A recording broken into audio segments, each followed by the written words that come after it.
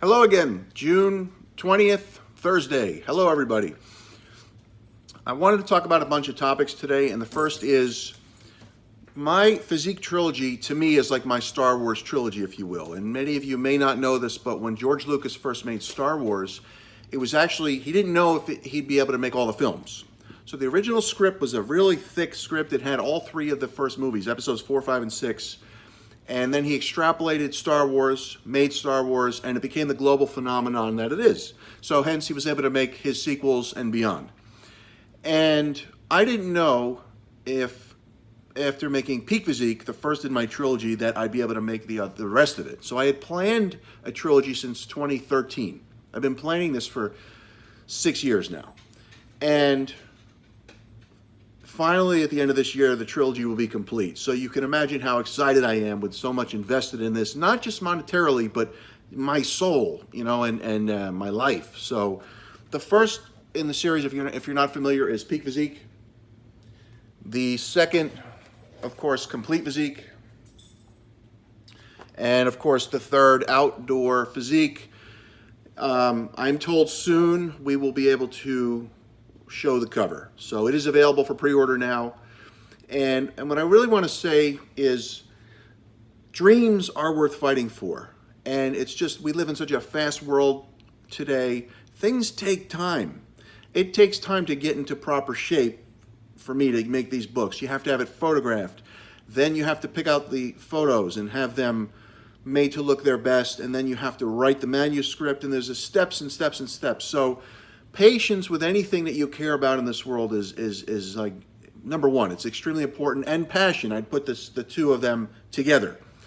And if you have these things and you care and you take your time, you really can make your dreams come true. I just didn't know if I'd be able to make the trilogy, and I have. So just a word to anybody with dreams out there, you can do it.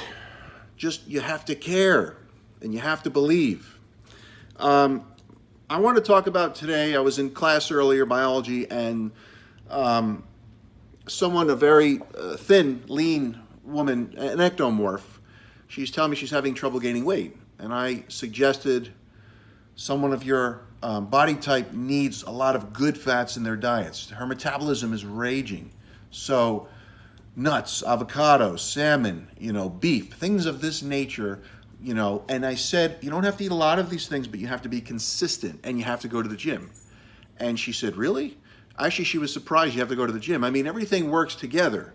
It's like if you buy the paint from the store, but you don't buy the rollers and everything, you're not going to have the wall that you desire to look how you want, So everything works together. And again, I said to her, I stressed consistency. I said, you don't have to gorge yourself, but it's just consistency. And I said, if you can't eat those calories, you can always drink them. And I suggested, a healthy weight gainer that can be made at home.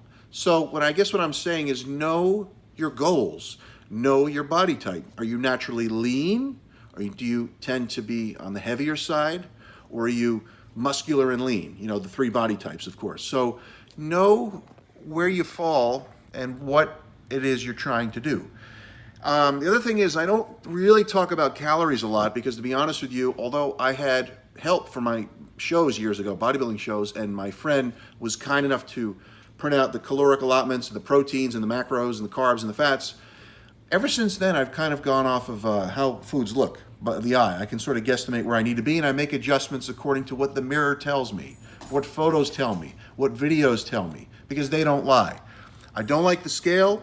Your friends are always going to say how great you look, especially your family.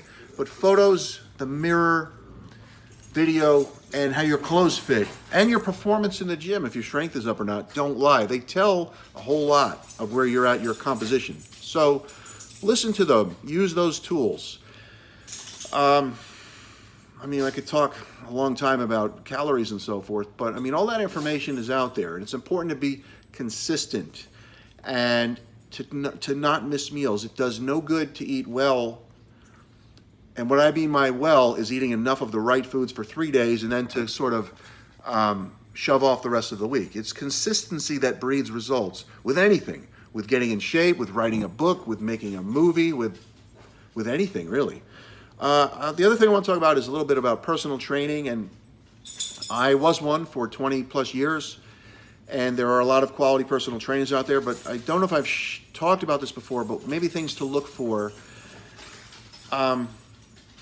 Believe it or not, in all my years of training, very few people have asked me what certifications I had at the time. And, I would tell them, but it's less important, I feel, certifications you have, and more important, what you bring to the table, your real world experience.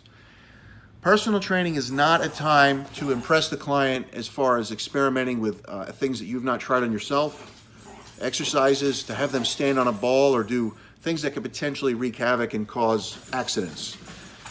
Although you joke with the client, it is an intimate nature, you're working closely with someone, the trainer must always be professional in regards to being there in the moment, being present with the client. It takes a millisecond for an accident to happen. So, also not doing ego lifts. I've seen videos lately where arbitrarily I saw a trainer working chest with the client, putting too much weight on, the client could barely get 1 or 2 reps in there, lifting and hoisting it up. What is that? I mean, the client should be able to do the weight, at least for a few reps, and then you spot them properly. You give them just enough assistance so they can complete the rep on their own. So there is an art to personal training. You're always learning, even as the trainer, let alone the client. So nobody knows it all. Nobody. You're always learning, but you've got to be present with the client. I learned long ago there's a spotlight on the client, and it really is about them. You are there to help them get to their goals. And that's, to me, what the bottom line is. So also, you go by your instinct. If it feels right with a trainer, maybe they're the person for you. And I also think that there's nothing wrong with selecting a trainer. I've done this before and sort of audition for the client. And they say, let's do a session and show me what you can do. But again, this is the time to do what's best for the client and not try to show off. A lot of trainers will use terminology that they just looked up in an anatomy book or an exercise they may have seen on YouTube or something like that. Be cautious, be smart, be present with the client, do what's best for them, because it's less important that they leave there that day feeling you killed them, quote, really worked them hard, but that you work them well, that they are able to feel the muscles over time working and seeing results. And also, on the other side of the spectrum, it is unfair for clients to blame. I've been blamed before. Hollis, I'm not getting results. Let me see what you're eating. And when they showed me, it was atrocious. So the trainer, is there for motivation and to help people get to their goals, but it's a synergistic relationship, working together as a team. And the trainer is not responsible for what you put in your body when you're not in the gym. I mean, they're with you an hour a day. You're working together. Be honest with your trainer. Feedback is important. When I had my friend help me with my shows, I was always honest with him, and I would tell him when I would cheat, and I'd even have to prove it because I'd have to take my shirt off and I was a few weeks out or whatever it was from the show, and he'd say turn, quarter turns, turn. He knew if I cheated on my diet or not, so I thought I'm not going to lie to the guy because he's trying to help me, and we're a team here. So I think I got my point across. Trainers want to help you. They want to see you succeed because it makes us feel good, and you guys are also our walking business cards. The better you look, people are going to go, what are you doing? You look great. Oh, I've been training with Hollis or whatever. So we want results for you, and perhaps as much or more so than you want for yourself.